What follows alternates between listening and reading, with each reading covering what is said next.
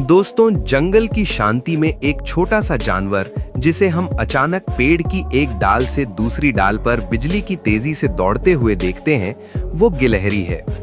आकार में छोटा होने के बावजूद गिलहरी कुदरत की एक अनोखी रचना है।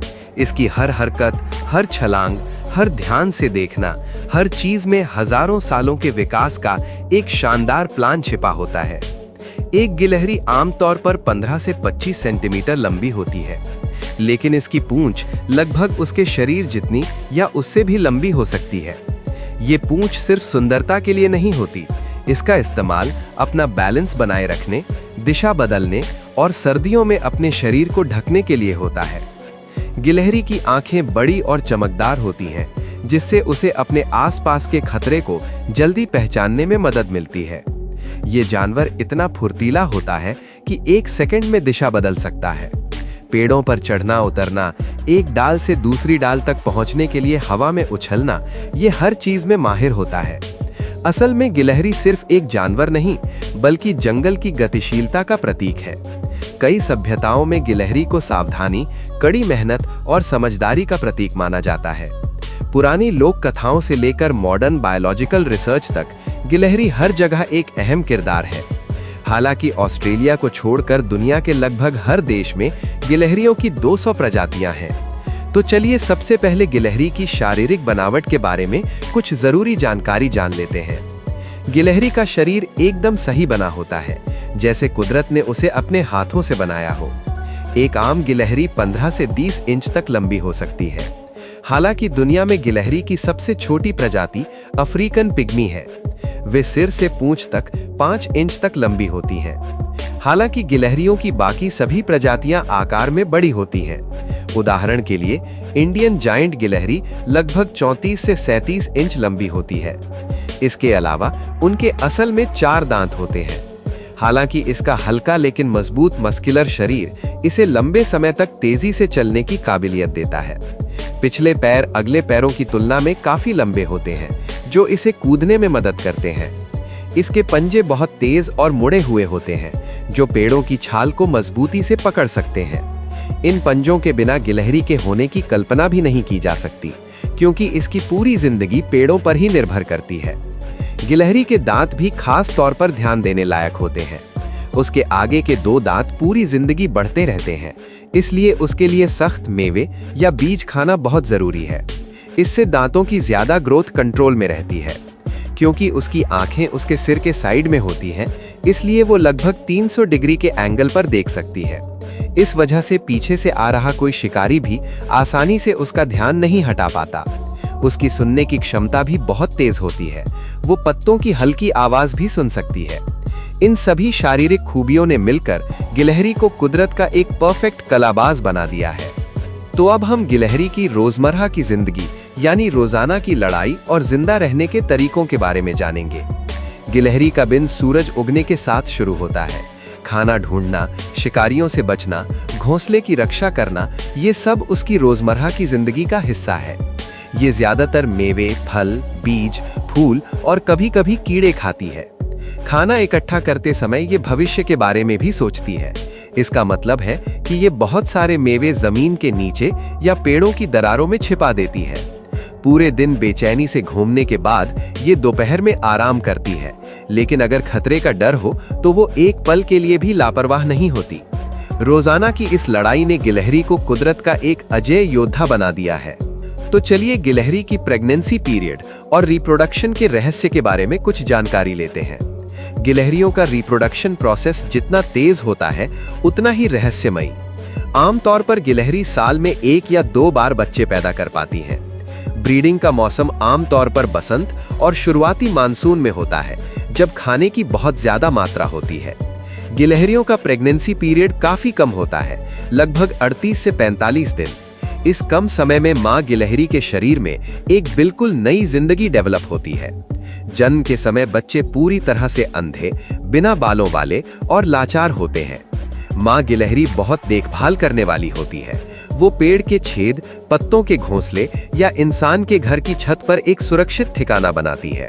जन्म के बाद पहले कुछ हफ्तों तक वो शायद ही कभी अपना घोंसला छोड़ती है। एक गिलहरी आमतौर पर एक बार में 2 से 5 बच्चों को जन्म देती है। बच्चे धीरे धीरे अपनी आंखें खोलते हैं, बाल उगाते हैं और अपनी मां से चलना सीखते हैं। इस दौरान मां गिलहरी खाना इकट्ठा करने के लिए लगभग 2 गुनी मेहनत करती है। इस रिप्रोडक्टिव साइकिल ने गिलहरी की प्रजाति को पीढ़ियों तक बनाए रखा है। तो चलिए गिलहरी की सेक्स लाइफ के बारे में जानते हैं। गिलहरी की सेक्स लाइफ काफी रोमांचक और कॉम्पिटिटिव होती है, लेकिन यहाँ भी सबसे पहले हम आपको बताना चाहेंगे कि गिलहरियों के मामले में अपनी पसंद का पार्टनर चुनने का अधिकार सबसे पहले मादा गिलहरी को दिया जाता है। और जब मादा गिलहरी 12 से 18 महीने की हो जाती है तो वो रिप्रोडक्शन के लिए पूरी तरह से सही हो जाती है, और तब से मादा गिलहरी अपने शरीर की गंध और अपनी सुरीली आवाज से नर गिलहरियों को अपनी ओर खींचने की कोशिश करती हैं।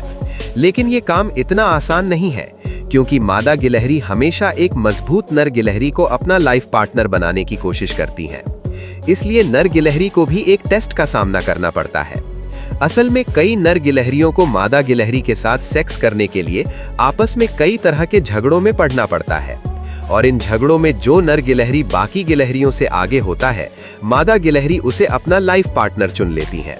फिर वे रिप्रोडक्शन में लग जाते हैं। हालांकि ब्रीडिंग के मौसम में एक से ज्यादा नर गिलहरी एक मादा गिलहरी की तरफ अट्रैक्ट होते हैं। फिर दौड़ने और पीछा करने का खेल शुरू होता है।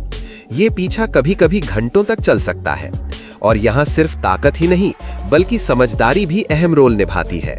मादा गिलहरी पार्टनर चुनने में बहुत सिलेक्टिव होती है, क्योंकि आने वाली पीढ़ी की जिम्मेदारी उसी पर होती है।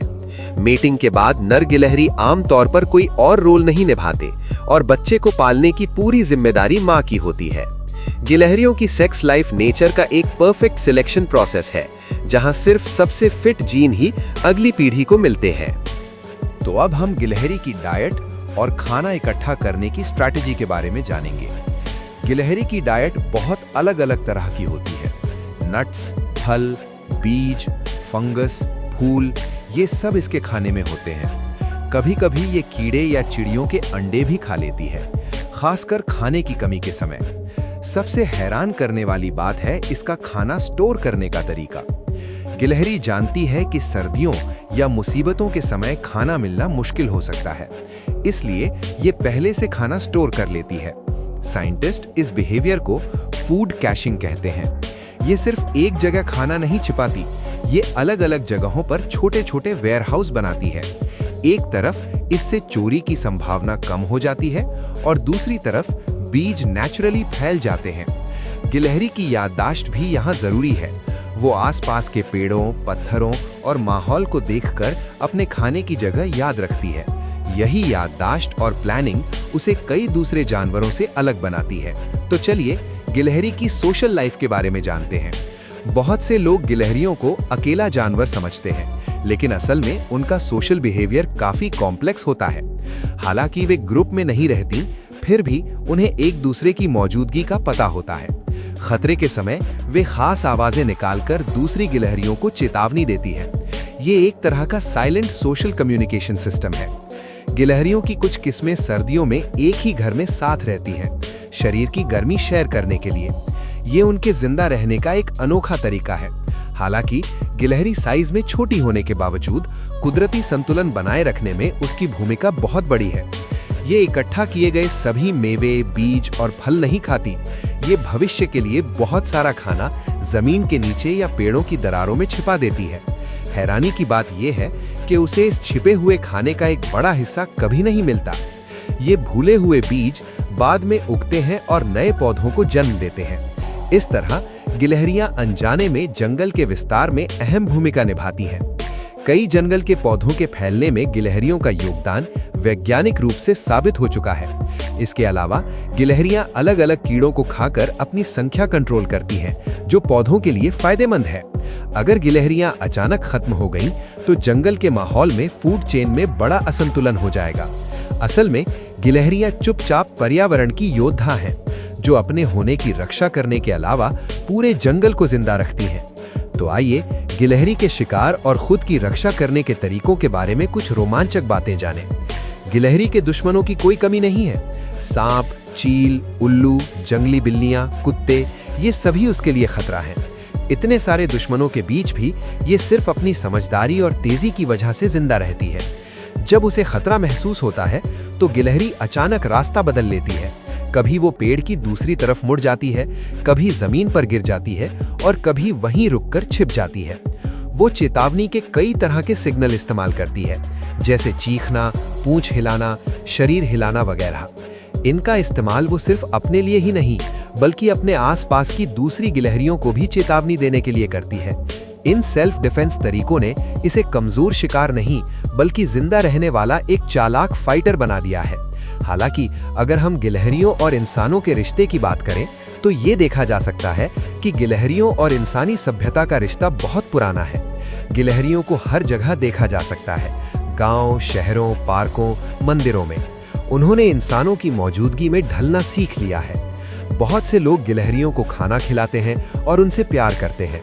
कभी कभी उन्हें परेशान करने वाला जानवर के तौर पर भी देखा जाता है, लेकिन असल में गिलहरियां इंसानों के लिए नुकसानदायक नहीं होती, बल्कि वे पर्यावरण को साफ रखते हैं, बीज फैलाते हैं और इंसानों और प्रकृति के बीच एक कनेक्शन बनाते हैं। बच्चों के लिए गिलहरी अक्सर पहला जंगली जानवर होती है जिससे उन्हें मिलवाया जाता है। ये साथ रहना साबित करता है कि जब इंसान और प्रकृति साथ रह सकते हैं तो दोनों तरफ के लोगों को फायदा होता है। भारतीय लोक कथाओं और धार्मिक कहानियों में गिलहरी की मौजूदगी का बहुत महत्व है।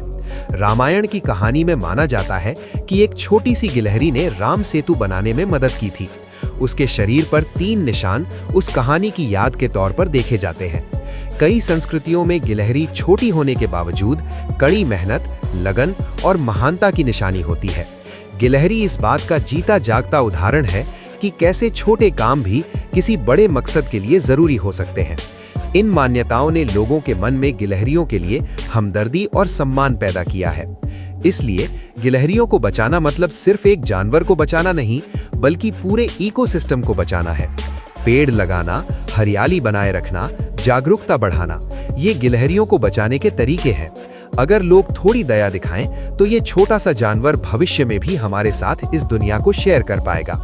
क्योंकि जहां इंसान अतीत के पछतावे और भविष्य के डर के कारण वर्तमान खो देते हैं, वहीं गिलहरी वर्तमान को पूरी तरह अपना लेती है। फिर भी वे भविष्य के बारे में नहीं भूलती और उनका खाना बचाना इसका सबूत है।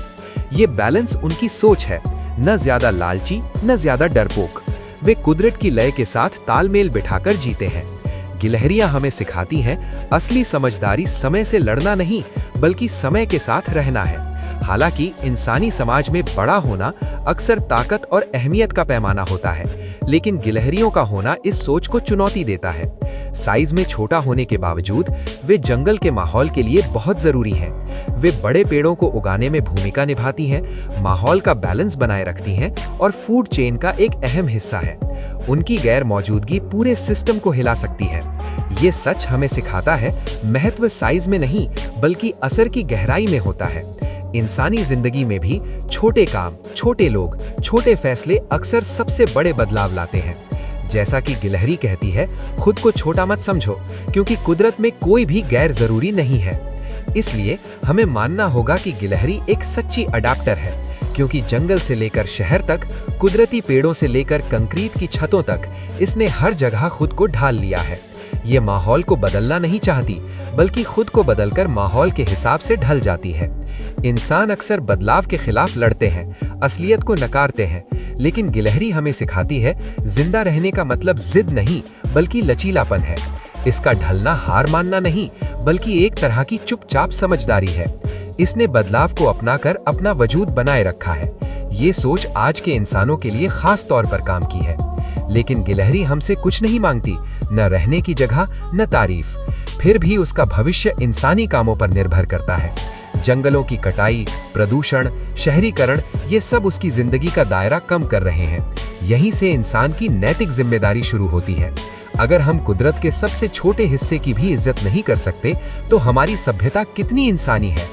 गिलहरी हमारे लिए एक चुपचाप सवाल छोड़ जाती है, क्या हम साथ रह सकते हैं या सिर्फ कब्जा करना जानते हैं?